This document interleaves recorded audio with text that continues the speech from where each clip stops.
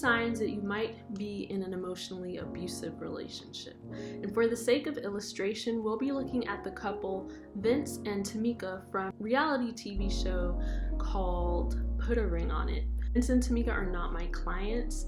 This is a TV show. You know, how real is reality TV shows? So I'll just be talking about the characters that they play on this show. These are not official diagnoses. First time I saw her, I knew that there was just this connection. Tamika's definitely my soulmate. I want to share everything with her. He makes me happy. He makes me feel different than anybody else. She's so beautiful. I would actually marry Tamika today, like right now. We have not gotten married yet because of me. Trust affects our relationship quite a bit. Anytime I step out or get a phone call, she kind of gets a little jealous. I'm hoping that we can come to a common ground and understand what we need from each other. I do feel like I found my person, but I just want to be on the same page with you. Yeah, me too. He's blaming her for being jealous, blaming her for not trusting him, and her hope is that they find a common ground. But if we look at their history, their relationship started on a foundation of lies. Are you justified in not wanting to marry them because you don't trust them? When we first started dating, he was also entertaining other women. He would tell me things back then like, oh, you're the only one I want to be with, X, Y, and Z. It's like, all right, is there anyone else involved that you're talking to? I had nobody else. He told me he didn't. This girl is DMing me saying that they're in a relationship.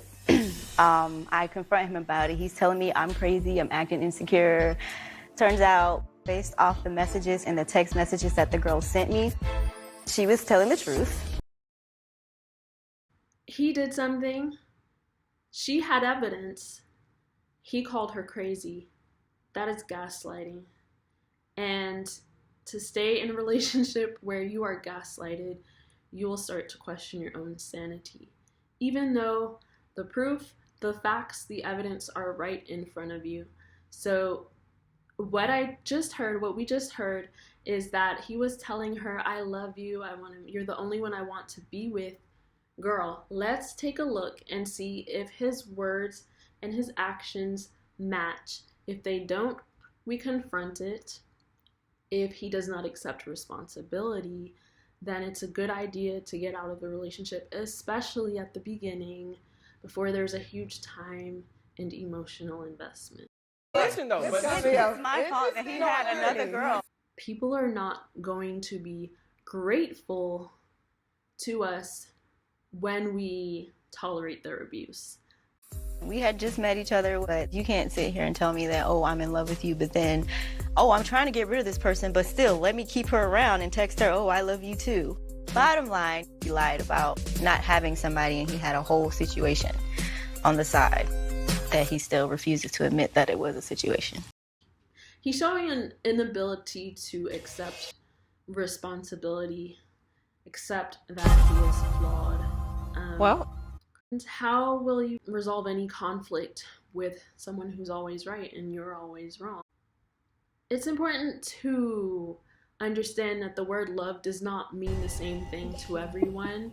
I'm not gonna lie, I am a little nervous because he has a very likable personality, so. Part of the entertainment factor is that they go on a date with someone else. And she's nervous because he has a likable personality. Well, if we raise our standards, we know that a likable personality, that's baseline, but we have higher standards than that. We don't fall for charisma, even though charisma, being around charismatic people might feel nice and fun and thrilling.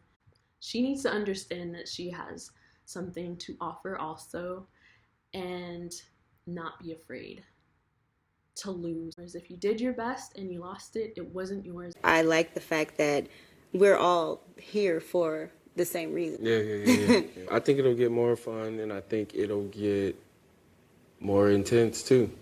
It's definitely gonna get intense. You just have to open up more and be honest. I know it's gonna be hard for you because you can't even really open up to me. You've been with me for. I I've learned that I can't straight out ask Vince a question. I have to tiptoe around it and then get to the question. So I'm hoping that he opens up more so that I don't have to question him, or I don't have to create a story in my head because I'm not getting the full story. A couple things here, like codependency, or like taking on this role of coddling like she's his mother when they should be equals in this relationship.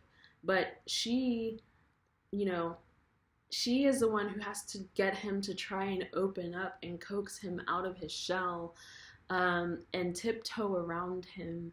And she shouldn't feel like she's walking on eggshells. What about her needs? If she is so busy trying to coax him out of his shell because he's a clam, emotionally shut off from the woman that he's in a relationship with, and because he lied in the beginning, and because she exhibits in this show insecurity and a lack of self-esteem and a fear of abandonment, her mind is going a million miles per hour about everything. Who is there for her? It goes back to the trauma bonding.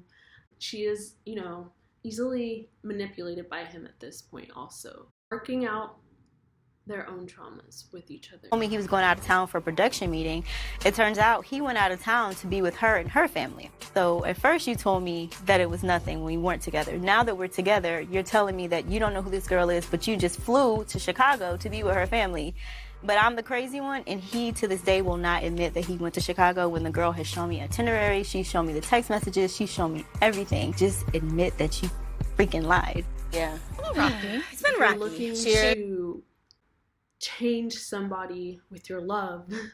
Like if I can just love him right, because his parents didn't love him right. His ex-girlfriend is crazy, but I'm special. He told me I'm special. So if I can just love him right, then he will become a good person. No. Don't date, don't marry who someone might potentially become. What you see and what you're getting now could potentially be who they are forever.